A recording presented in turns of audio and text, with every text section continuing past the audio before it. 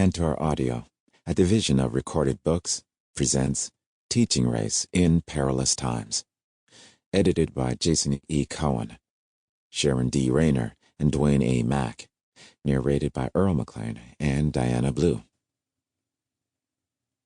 Introduction. Jason E. Cohen and Sharon D. Rayner. Not long ago, you are in a room where someone asked the philosopher Judith Butler, what makes language hurtful? You can feel everyone lean in. Our very being exposes us to the address of another, she answers. We suffer from the condition of being addressable. Claudia Rankine, Citizen. When we claim to know and to present ourselves, we will fail in some ways that are nevertheless essential to who we are. We cannot reasonably expect anything different from others in return. Judith Butler, giving an account of oneself. Teaching, a moment of recognition. In 1960, Robert Penn Warren interviewed James Baldwin, who touched on, among other topics, the revolutionary conditions that were emerging through the parallel rise of new expressions of African American racial pride, alongside glaringly bald forms of racial threat. Asked about the status of hope for better race relations in that moment, Baldwin imagined both its challenge and potential power. In order to accommodate me, in order to overcome so many centuries of cruelty and bad faith, and genocide and fear, all the American institutions and all the American values, public and private, will have to change. The Democratic Party will have to become a different party, for example. Baldwin goes on to call that vision almost impossible to imagine in this country, one defined by a world in which race would count for nothing. How far we have still to come to overcome the racial calculus Baldwin entertains. Perhaps it remains unsurprising that the concerns for equity, justice, and responsibility Baldwin raised over a generation ago have remained just as urgent to scholars and teachers of race now, even if the tactics used to address them, or the forms of that address, whether political, cultural, pedagogical, or pursued by other means, have shifted over the decades. Baldwin suggests that, in effect, we would have to find new ways of addressing and configuring our relations to race. New ways of identifying its contours both in public and private discourse. In order to generate a foundational shift, Baldwin's piece suggests we need to become responsible for the potential identities we take up in response to the social and educational changes that equity and justice demand in relation to race. We as teachers and scholars have taken the persisting urgency of discourses informed by race as the central condition motivating the work in this collection. That singular motivation underlies our shared concern for teaching race today. More importantly, it also points to the very heart of the perilousness our volume identifies as our call to arms. These perilous times have lasted for decades. No single presidency or event marks their onset. Rather, the perils we discuss in the chapters that follow are not new, even if the agents, moments, and audiences might be. Nevertheless, these perilous times, our perilous times, demand our renewed and refocused attention as teachers and scholars. We define the perilous times of this collection, therefore, according to several forms of persistent danger that inform discussions of race in our moment, as it sits in a historical trajectory of racial discourse. The perils of teaching race we confront in these include the rising frequency and fear of death, not only in classrooms, but on the streets. Rates of fatal encounters have risen in surprising ways, not only in confrontations with police or other gun deaths, but, as these chapters reveal, through encounters with the seemingly benign or even beneficial elements of our engineered world, including water, All of those deaths are deeply driven by the social, institutional, and structural dynamics of race. Our strongest markers of peril, however, lies in a racial understanding of the death of citizens whose bodies are black and brown. In that light, today's fatality rates for black and brown persons are higher than they have been since race-based civic unrest became coupled with the progressive deregulation of firearm possession alongside the strengthening of police protections from prosecution through legislation and judicial precedent, both of which crystallized during the late 1960s. In addition to the perils of teaching race we find reflected in the world, we also consider the perils propagated by institutional imbalances and threats for our students and ourselves on campus. Finally, we consider the perils of the very continuity of the racially motivated dynamics, whether physical, cultural, or ideological, that continue to shape our classrooms as spaces that have inherited racial oppression and division from the formation of the modern university over a century ago. Given this combined core of lasting perils, coupled with a renewed form of attention to a long-standing set of conditions, our collective engagement in teaching race in perilous times remains as sensitive to historical forms of teaching as it is to more contemporary instances. Sadly, the perilous times have already lasted far too long, and just as Baldwin called for a change in institutions, we see that same call for change across institutions, social dispositions, syllabi, canons, and academic cultures in this collection as a moment to take responsibility for our current perils by responding to them forcefully. The essays in our volume have converged on one point. Each essay articulates a call to see our national conversations about race include a moment of self-recognition and recognition of others, a moment of teaching and learning, a moment that acknowledges the urgency of seeing race through a lens that focuses us on the lasting significance of public debates today, as well as those that have been conducted historically. We take it as central to address the tension identified in our epigraphs, one adopted from Judith Butler's investigation of the ethics involved in our accounts of ourselves. Her inquiry signals, on the one hand, the limits implicit in every attempt to acknowledge ourselves and others, and, on the other, the call to listen to others as they provide theirs. Butler's insistence that we cannot reasonably expect anything different than a necessary kind of failure or shortcoming in such accounting points, ultimately to ourselves. We know we will fail in our attempts to describe ourselves or to others. Likewise, we know others will fail in their multiple attempts, but neither of those inherent tensions let us off the hook. These collections suggest many lines along which we must therefore engage in telling about and listening to our many selves along with those of our students, even if we are bound to retell the story another time, in another voice, or after yet another small disappointment, or even smaller triumph. In this light of telling, listening, and accounting, what we learn during the current moment, this collection maintains, is always informed by its historical emplacement.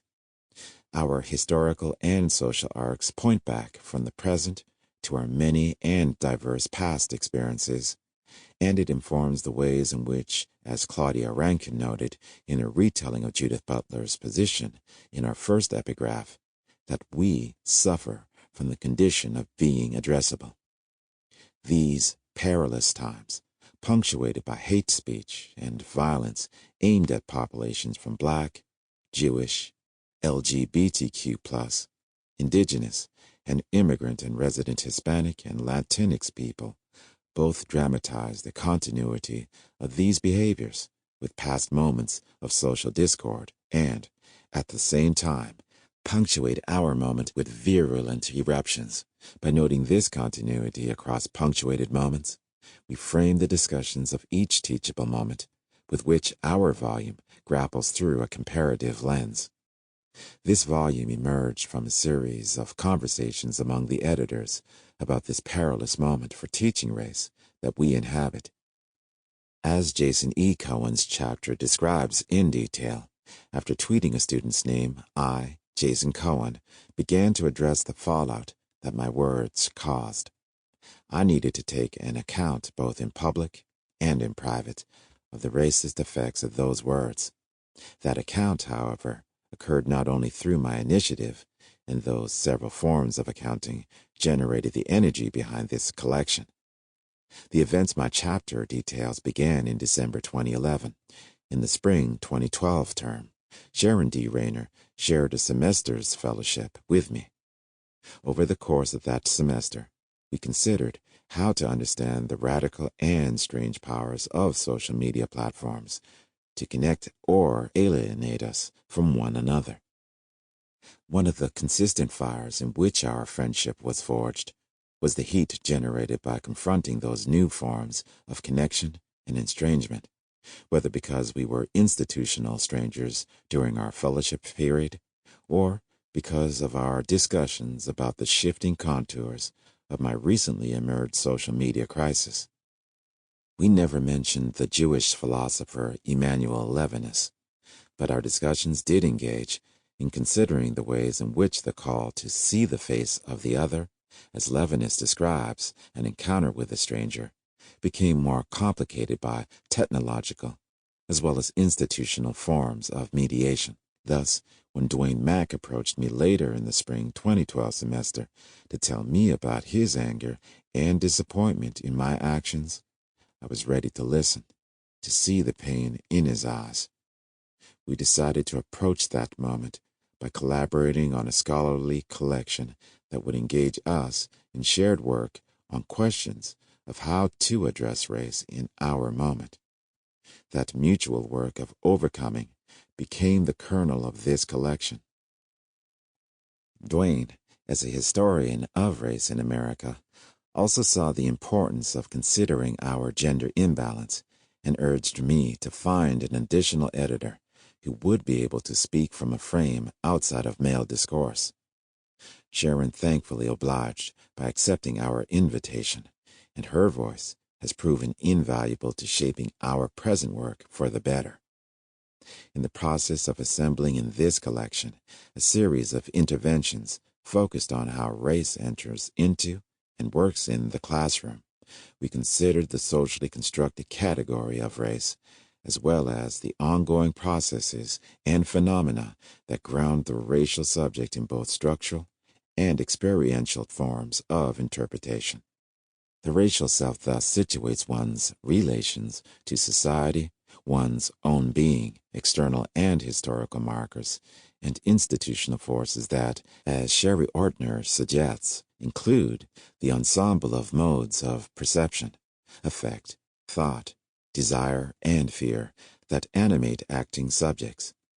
But I always mean as well the cultural and social formations that shape, organize, and provoke those modes of affect, thought, and so on.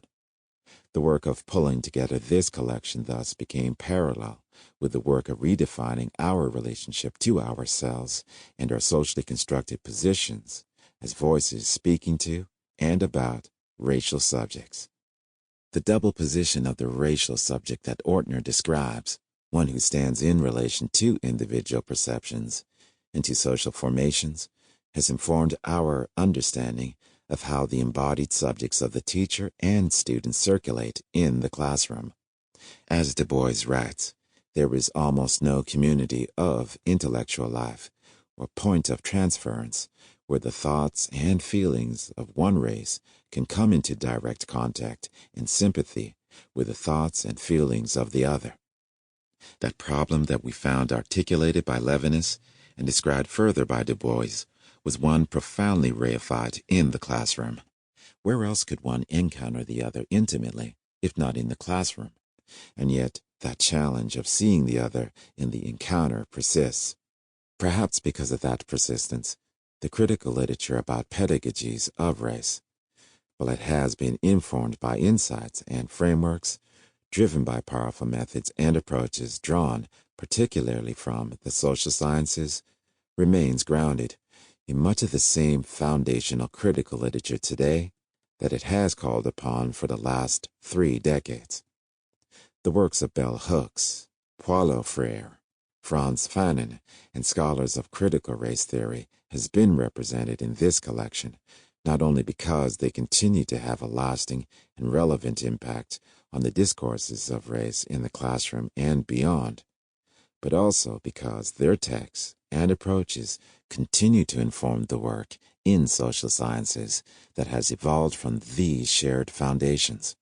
Thus, when scholars in this volume engage with George Yancey's provocation in white self-criticality or the emergent literature on white fragility, we also frame these responses as a part of the long conversation stemming from the interventions in white identity that bell hooks first articulated in the early 1990s.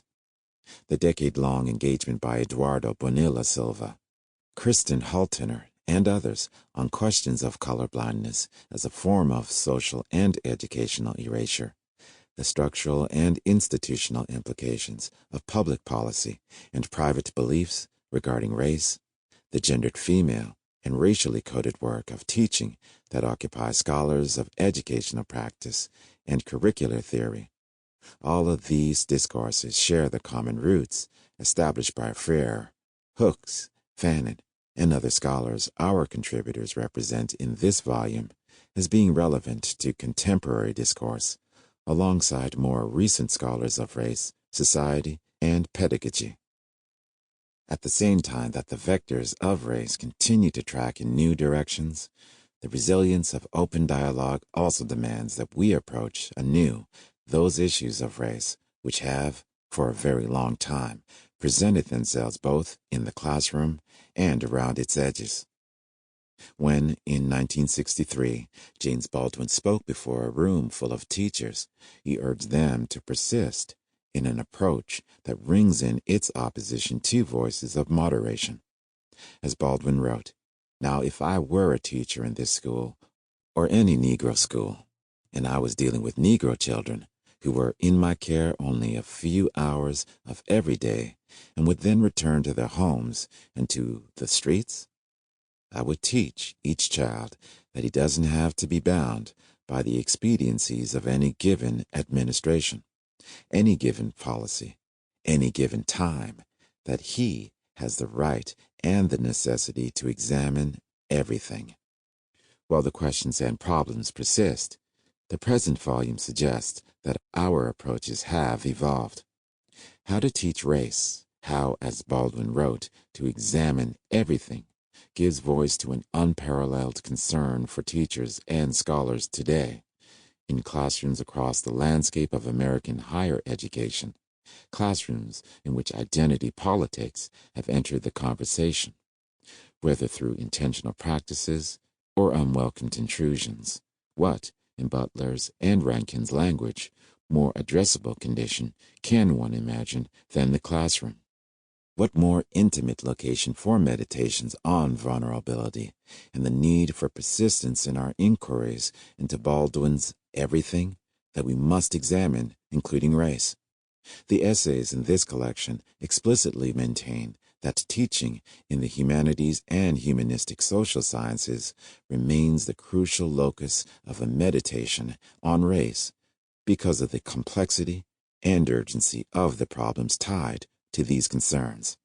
Perhaps, we suggest, identity politics can usefully be complicated by reflecting on the interdependent challenges of teaching, curricular selections and requirements, institutional demographics, the career paths individual scholars pursue, shifting modes of content delivery, now often distant and mediated by technology, and the evolutions of our disciplines, all of which are affected by the discourses and politics of race.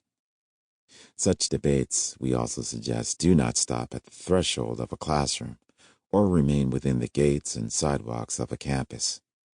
at least since Thomas Jefferson built the University of Virginia on the backs of slave labor, at least since the U.S. Supreme Court's 1954 decision in Brown versus the Board of Education of Topeka to overturn the separate but equal doctrine of Plessy versus Ferguson, 1896, at least since Emmett Till's body was found lynched and mutilated in Mississippi in 1955, at least since the fatal campus riots of 1968 through 70 from Kent State to Columbia and beyond, at least since the explosive reaction to Rodney King's beating in 1992 bled onto campuses from California to Michigan, at least since James Byrd was lynched by dragging in 1998, at least the kidnapping and murder of Matthew Shepard, also in 1998, at least since President Obama signed into legislature the Matthew Shepard and James Byrd Jr. Hate Crimes Prevention Act as an anti-hate crime bill in 2009, at least since the Emanuel AIM church shooting in Charleston, South Carolina in 2015, at least since the Charlottesville, Virginia marches reverberated across large and small campuses in 2017, at least since membership in hate groups was at a 23-year high in 2020, at least since George Floyd, Breonna Taylor, Rashard Brooks, and Ahmaud Arbery were killed in painfully close succession and gave rise to further shockwaves of unrest, at least since too many more and too many other moments that we cannot commemorate individually. The national politics of race have shaped and been shaped by the implications of civic activism on campus and beyond. In the 2016 elections, where the hometowns of victims of racial violence, including Trayvon Martin, Tamir Rice, Laquan McDonald, Eric Garner, Rakia Boyd, Sandra Bland, Ayanna Stanley Jones, Freddie Gray, Charlie Lundu Kunang, Ezel Ford, Michael Brown, Akai Gurley, and Alberta Sprill, among too many others, became fodder for political slogans and campaigns. Tub-thumping diatribes continued to support police and security, and ultimately, in a nationally televised debate, included an endorsement by the future president of the use of force in response to civic activism and protest. How then should we revisit race in the classroom in light of these eruptions, rather than trying to cover over repeatedly uneven handling of these events on the national stage today, as well as in historical contexts? Yet, engaging with a counterfactual possibility for a moment, what would change if debates engaged with policy regarding racial justice or affirmative action were suddenly more equitable, balanced, and productive? Baldwin's suggestions would nonetheless powerfully echo the problems that attend to treating race as an issue of national policy and legislation. Even Baldwin's admonitions to progressive technocrats ring with a contemporary interest in the problems of data-driven decisions to shape policies over issues that are rarely as cut and dried as the numbers would indicate. As Baldwin chides, one of the reasons we are so fond of sociological reports and research and investigational committees is because they hide something. As long as we can deal with the Negro as a kind of statistic, as something to be manipulated, something to be fled from, or something to be given something to, there is something we can avoid, and what we can avoid is what he really means to us. The nebulous something that Baldwin so clearly resents in national responses to race also presents a line of retrenchment against cynicism. Rather than succumbing to accepting the handouts as something to be given to, Baldwin holds that a response to racial injustices should not only happen on the national stage of legislation, it should happen at other locations where there can be no simple motive to appease or suppress. More potent responses to racially motivated language and actions must be more complex, more personal, and more revealing than policy or legislation would allow. The present collection contends across its chapters that a critical response to cultural and personal identity politics can happen at key educational sites, namely at the level of the student, classroom, and institution, that provide models for the local interventions that remain as formative and powerful today as they were for James Baldwin. The attention this collection gives to the student, classroom, and institution responds pragmatically to that neglect. Indeed, the language of utility and outcome-driven educational models promoted by the tech sector, including charter management, organizations supported by philanthropic initiatives for school privatization, as disparate politically as the Chan Zuckerberg Initiative, Bill and Melinda Gates Foundation, Ellie and Edith Broad Foundation, and Walton Family Foundation. Such philanthropic organizations' apparently liberal interest in educational alternatives for ailing public schools find strange bedfellows with initiatives advocated by conservative think tanks, like the Heritage Foundation, that favors pre-professional and technical educational models in STEM and affiliated fields across the pure and applied sciences at the expense of an engagement with race in the liberal arts context. In both of these models, originating from seemingly unrelated motivations on the political left and the political right, the discourses of race and inequality are treated instrumentally as subordinate to the utility of the education, its outcomes for markets and jobs, and its apparent use values, rather than for the broader civic implications of education as a platform for social change.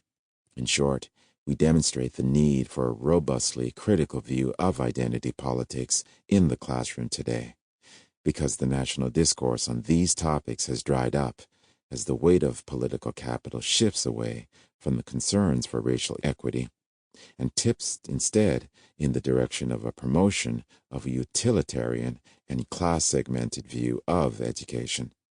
For those who can afford it, the humanities remain available, whereas broad swaths of society have begun to shunt such reflections towards pre-professional preparations, where conversations about race, alongside other more humanist concerns, have very little purchase on a student's or scholar's attention.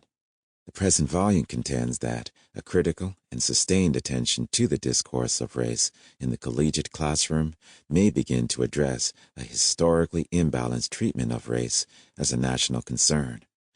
The chapters advocate civic activism in the classroom.